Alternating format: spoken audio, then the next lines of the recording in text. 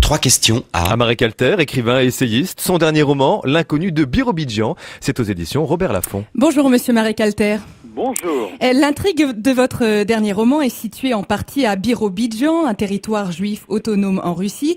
Le dirigeant Staline n'était pas spécialement connu pour son amour des peuples. Pourquoi a-t-il créé ce micro-État ? Écoutez, c'est un mystère. Il faut dire qu'après la Révolution, Staline s'était retrouvé avec 5 millions de Juifs qui vivaient là, dans l'empire des tsars. C'était des gens qui étaient extrêmement pauvres, donc qui étaient engagés dans la Révolution, pensant apporter le bonheur à tout le monde, y compris à eux-mêmes. Peut-être trouvait-il un peu trop remuant, trop présent. Il s'est dit, c'est peut-être en leur donnant une république à 10 000 kilomètres de Moscou à la frontière chinoise, il va s'en débarrasser. Les résultats, il y a un territoire, il a créé un territoire où on parlait les yiddish, ma langue maternelle, ce qui est quand même assez extraordinaire.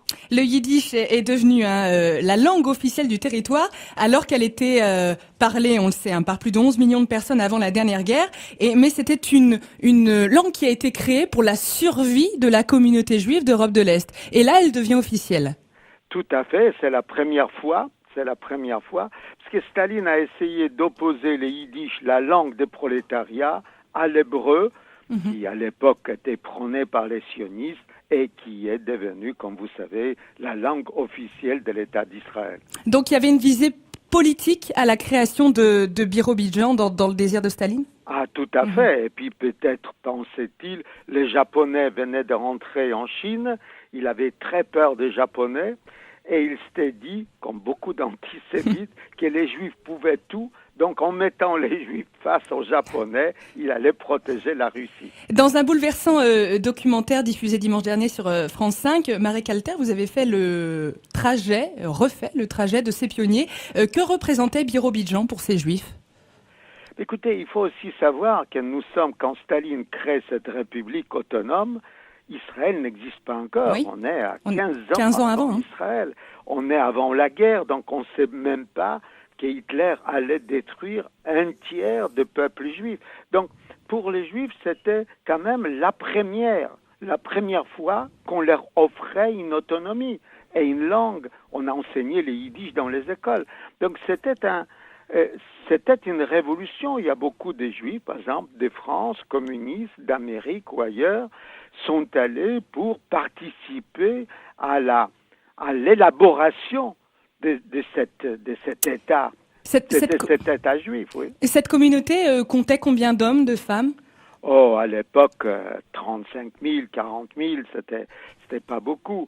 Mais après la création d'État d'Israël, la plupart sont partis en Israël.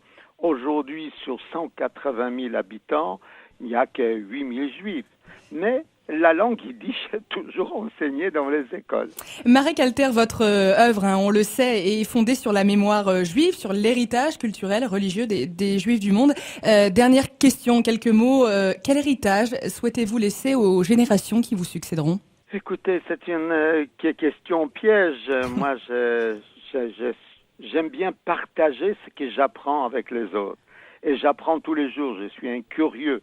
Je connaissais pas cette histoire du Birobidjan, donc j'ai créé une aventure autour d'une actrice non juive qui devient juive pour survivre, pour échapper au service secret de Staline. Extraordinaire, c'est juste à l'envers. Une non-juive devient juive pour échapper à Staline. Merci Marek Alter, écrivain essayiste, et je rappelle le titre de votre dernier roman, L'inconnu de Birobidjan. C'est aux éditions Robert Laffont. Une très belle journée à vous. Merci. Merci, bonne journée. 3 questions à